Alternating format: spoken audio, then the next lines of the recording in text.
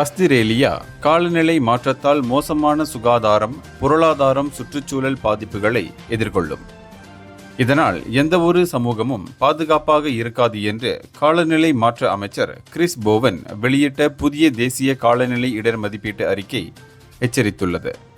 ஆஸ்திரேலிய காலநிலை சேவை நிறுவனத்தால் நடத்தப்பட்ட இந்த அறிக்கை வெள்ளம், சூறாவளி, வெப்ப அலைகள், வறட்சி, காட்டுத்தீ ஆகியவை மோசமடைந்து வருவதாக எச்சரித்துள்ளது. புவி வெப்பமயமாதல் 3 டிகிரி செல்சியஸுக்கு மேல் அதிகரித்தால் சிட்னி, டார்வின் நகரங்களில் வெப்பம் தொடர்பான இறப்புகள் 400% மேல் உயரும் என்று அது மதிப்பிட்டுள்ளது. மேலும் கடல் மட்டம் உயர்வதால் 2050க்குள் 1.5 மில்லியன் கடற்கரை வாசிகள் அபாயத்தில் உள்ளனர். 2090ஆம் ஆண்டுக்குள் 3 மில்லியனுக்கும் அதிகமானோர் பாதிக்கப்படுவர்.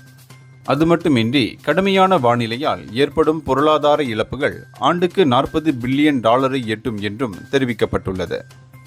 இந்தியர்களின் இதய குரல் மக்களோசை.